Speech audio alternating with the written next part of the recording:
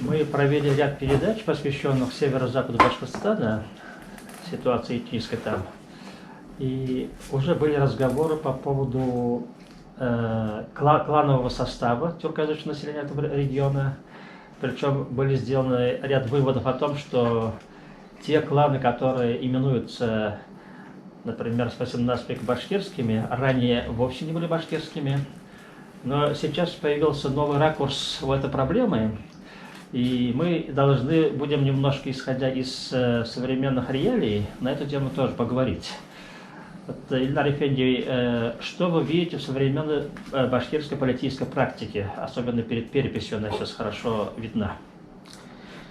Ну, если что касается так называемых башкирских племен, то нынешние башкирские миссионеры, они активно используют вот этот дискурс об этих якобы башкирских племенах, именно конкретно племенах, находящихся на территории нынешнего Западного Башкортостана и Восточного Татарстана. Они активно используют это для конструирования новой башкирской этничности, то есть в первую очередь для того, чтобы вовлечь татарское население, живущее в западной части Республики Башкортостан, вот в этот проект и внушить им, привить, скажем так, башкирскую идентичность, то есть башкирское национальное самосознание. Каким образом они это делают? Во-первых, они ведут активную пропаганду о том, что вот эти племена Канлы, Уран, Елан и остальные, те, которые якобы жили на территории Западного Башкортостана, это башкирские племена, хотя в реальности мы знаем, что это далеко не так. Плюс они пытаются на сегодняшний день из населения, населению этого Западного Башкортостана привить племенное деление. Каким образом? Это население, оно уже давным-давно не помнит, и даже если оно и осознавало себя когда-то принадлежит к этим племенам, оно уже никак себя с этим племенами не идентифицирует. Они для того, чтобы вовлечь население, они в первую очередь назначают как правило, из бюджетников, из подконтрольных местной администрации людей. Из надежных людей. Надежных, да. Ну, тех, которые, скажем так, не могут возразить. Те, которые встроены в вертикаль власти, так или иначе, назначает их якобы главами вот этих племен. Отсутствующих. Фактически отсутствующих, да. После этого проводятся съезды этих племен, туда таким же образом, административным путем сгоняются тоже, опять-таки, население вот этих районов, да, которые относились к тем или иным племенам. Затем принимаются там какие-то формальные документы, да, и учреждается это племя. Далее, вот в настоящее время мы видим, что в том числе с использованием государственных грантов идет проект по, скажем так, оформлению гербов этих племен. Далее на вывесках, на въездах, вывески в районах Западного Башкортостана везде пишется о том, что вот этот район находится на территории таких-то башкирских племен. То есть фактически людям прививается абсолютно чужая историческая память, людям пытается внушить, что они принадлежат абсолютно другому народу. Это с точки зрения вот, классической этнологии, это называется конструирование нового этноса. Совершенно верно. А на человеческом обычном языке, если попроще сказать, татарам, проживающим в Западном Башкортостане, внушают, что они башкиры, принадлежащие к таким-то племенам и родам. Вот в этой связи навешивание всяких вывесок в Башкортостане о том, что они принадлежат к такому клану, мне очень напоминает практику, которая сейчас вот недавно происходила в Западной Сибири, Тюменской области. Напротив татарских деревень стали ставить кресты. Это как бы православные люди обозначали присутствие православных здесь, и тем самым как бы частично даже крестили сибирских татар. Вот такое впечатление возникает. Но наши башкирские сородичи пошли другим путем. Они вот маркируют, как они умеют, другим способом. Но на самом деле это весьма вот любопытная практика, но действительно нациестроительство. И такого рода действия мы знаем и у других народов, потом я еще скажу. Но в данном случае я хочу сказать пару слов по поводу того, вот, что из себя представляют эти племена, так называемые. Об этом есть хорошее исследование. Вот в свое время Наташа Томашевская сделала отличную книгу, тут много материалов. Потом Шакурова, башкортостанский исследователь, сделала специальную книгу по волостной системе Башкортостана, по башкирским властям. Но есть любопытная книга, написанная тоже в Башкирии, вот Рахматуллина о населении Башкирии в 17-18 веках. Когда вот анализируешь все эти опубликованные работы, это исследователи башкортостанские, то приходишь совершенно к другим выводам, нежели вот нам сейчас башкирские политтехнологи проталкивают.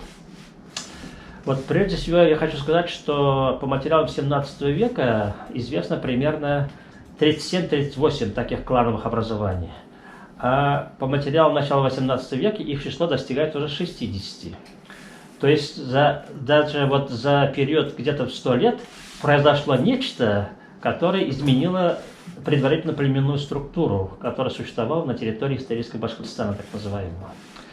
Этот вопрос очень интересный, что же происходило. Я еще скажу об этом, но хочу вот на одном примере показать, на самом деле, что лежит за этими племенами.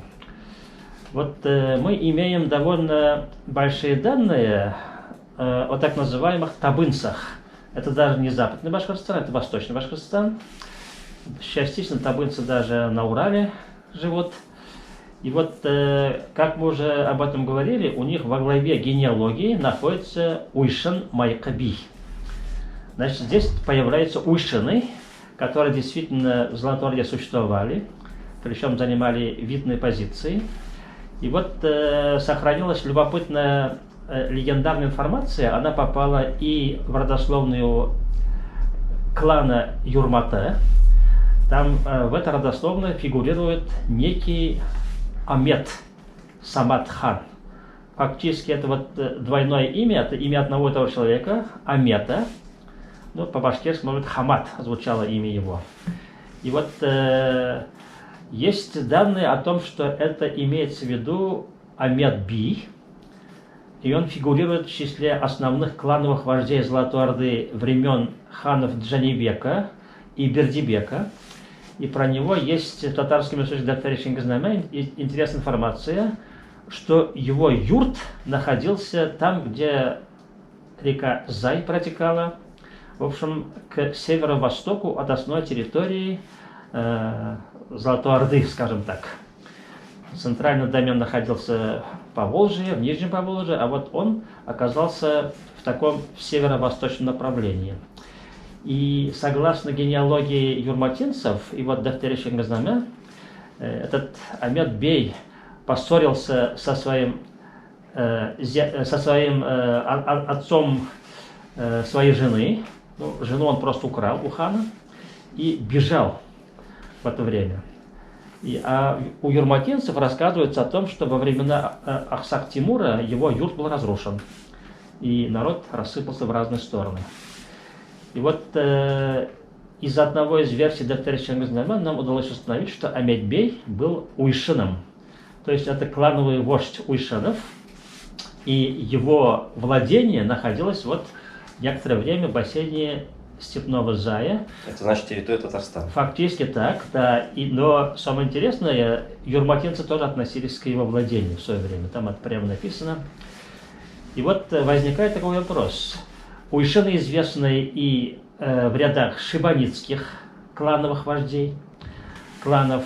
Уйшины известны в составе казахов тоже. Уйшины находились и в Астраханском ханстве. То есть это некогда было большое клановое образование, золотоордынский клан, татарский, скажем так. И вот потом этот клан, он начал рассыпаться и уходить в разные стороны.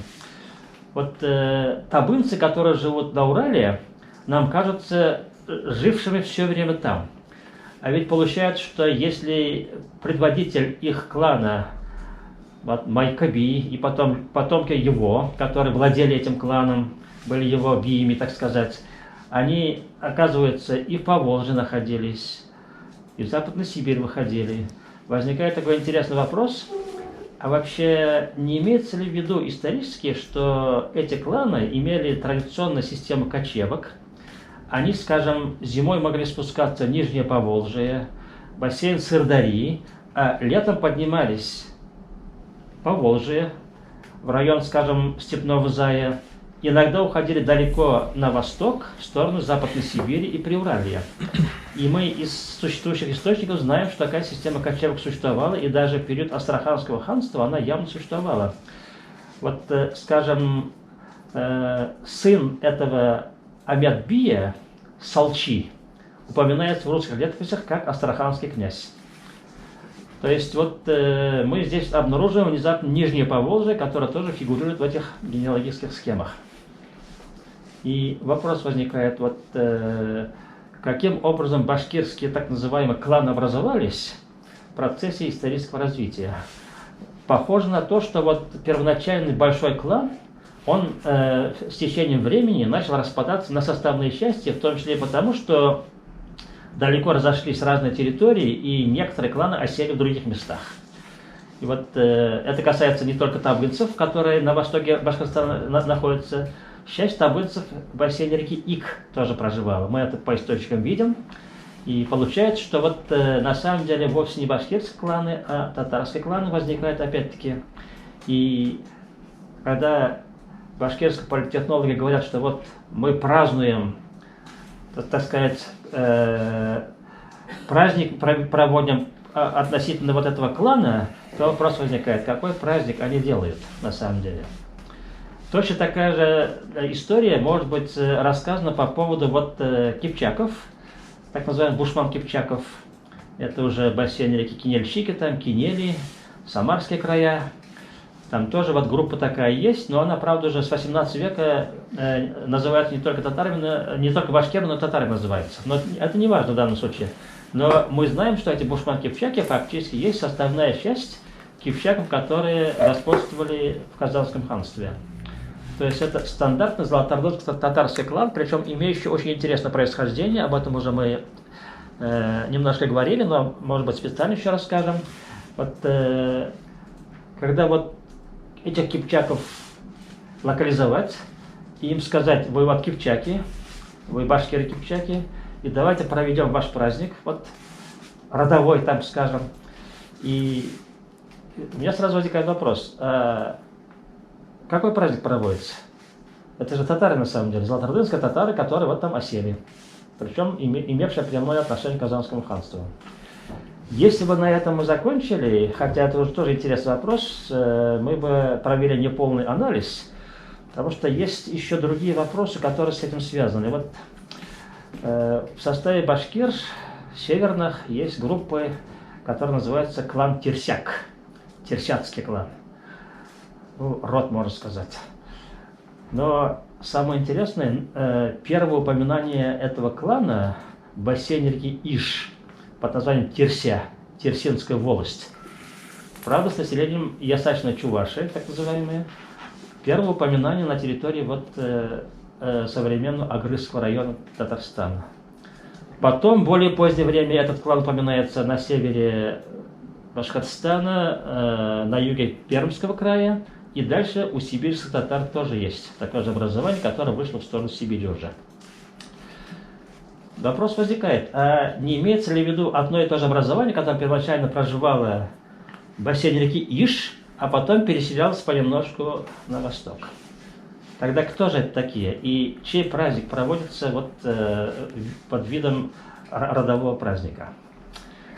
Вот эти интересные вопросы, на которые ответа мы не обнаруживаем, но на самом деле есть еще больший круг вопросов, который связан вот с работой Рахматуллина. Это башкортостанский историк, тщательно изучил процесс освоения территории, где живут сейчас башкиры, со стороны населения Поволжья. Он там рассмотрел переселение всех народов на восток, в сторону Башкортостана, и пришел к весьма любопытному выводу. Так как он изучал процесс переселения, начиная с 17 века, он увидел, что понемножечку в ряде западных властей, ну, которые были зафиксированы в источниках башкирской волости, ну, байларцы, например, енейцы, гирейцы, переселилось большое количество населения, скажем, татарского, типтяри, и они осели на их территориях. И Рахматуллин говорит, что уже применительно к началу 18 века очень часто невозможно знать, кто это такие на самом деле, потому что они там перемешались, переселенцы вошли в башкирское звание, как бы стали частью этой структуры, и впоследствии, вот я вопрос специально изучал, настолько плотно перемешался вот этот слой переселенцев и более раннего населения, что уже невозможно знать, кто это такие на самом деле по этническому происхождению. Даже по временному. Да, татароязычные. Однако вот эта маркировка территории по клановым названиям сохранилась, потому что первоначально выделенные территории, они принадлежали вот этому сообществу.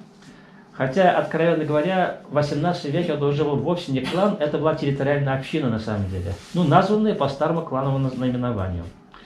Да и там и родственной связи проследить было невозможно. Вот я специально почитал, вот, скажем, у гайнинцев, согласно кунгурскому бургомистру Юхневу, у гайнинцев насчитывалось 600 дворов.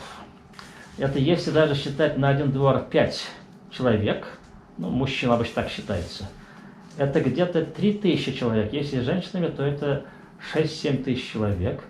Внутри вот такого сообщества никаких реальных кровнородственных связей обнаружить уже невозможно. Это уже фактически территориальное сообщество. Но названы вот таким образом.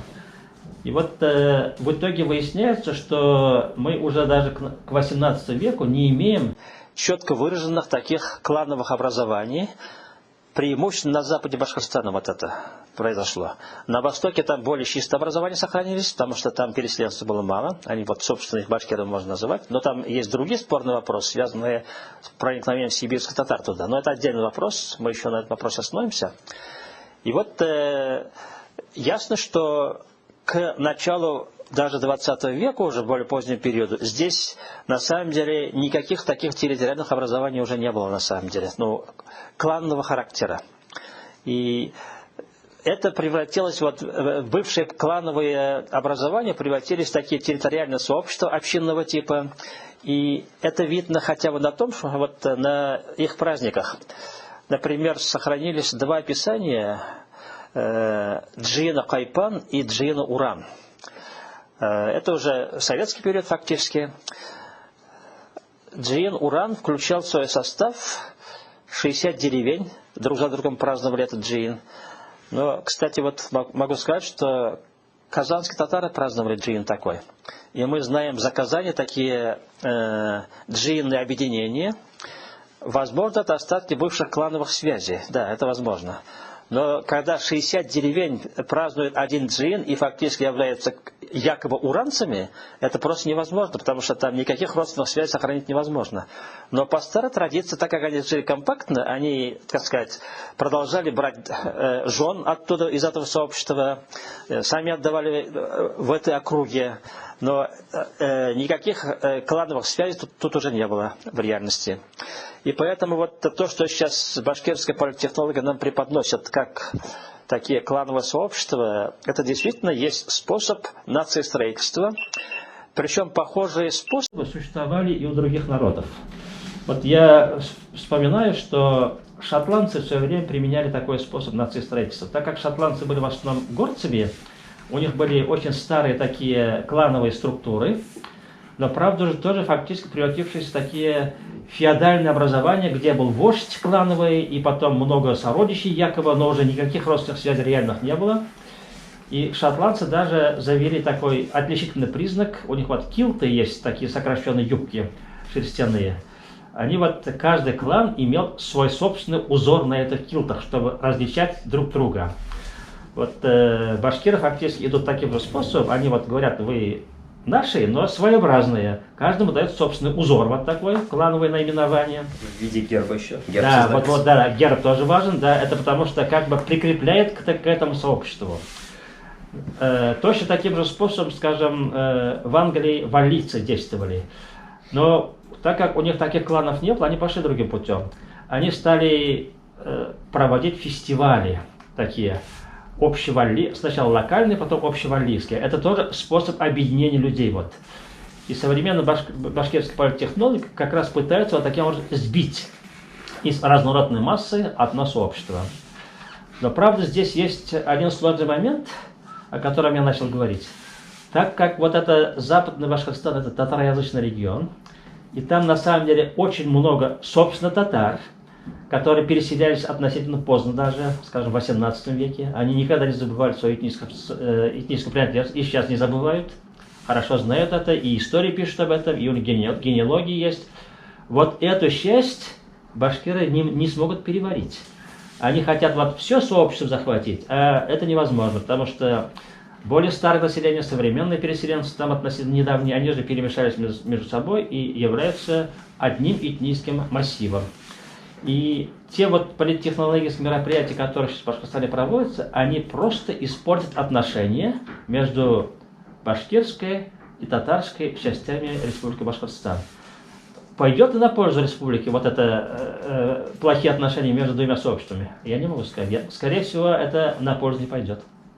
Но самое главное, мы должны отметить, что вот даже эти племена, башкирскость их определяется только тем, что их предки в 17-18 веке были просто включены в состав башкирского сословия, и на основании вот этого момента, только принадлежности к башкирскому сословию, нынешние башкирские миссионеры считают их башкирскими, но с тем же успехом мы можем считать их татарскими племенами, потому что, и причем оснований считать их татарскими гораздо больше, как я понимаю.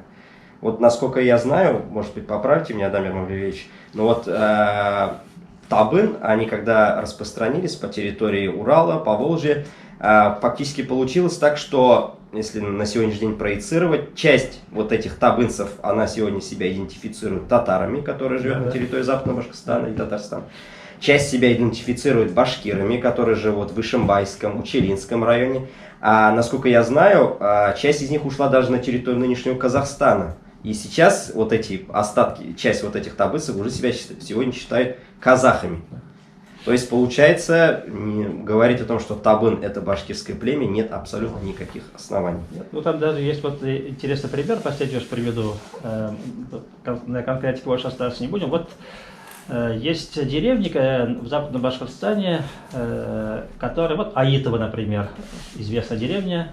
Бишбулякский район. Бишбулякский район, да. И там иногда даже говорят, что вот они там, мол, башкиры изначально. Но когда начинаешь смотреть материалы, которые башкиры сами публиковали, это, оказывается, клан Сарайлы-Мeng, и они переселились со стороны Мензелинска. А потом, когда начали смотреть, откуда переселились в сторону Мензелинска, оказалось, что они переселились с того берега Камы, причем часть этого племени, так называемого клана, находится в Заказании, это деревня Менгаш. Это тоже минксы, это те же самые. Атнинский район. Атнинский район. Да, и вот есть процесс переселения. Те, которые переселялись со стороны Казани, называлось Сарайлы-Мeng. И они вот вошли на территорию тех минксов, которые остались на территории современного Башкортостана. Их отличали как отдельная группа, но они туда вошли как припущенники. Это фактически типтяне получается. Но они там, когда вот жили на территории Казанского ханства, они не были башкирами.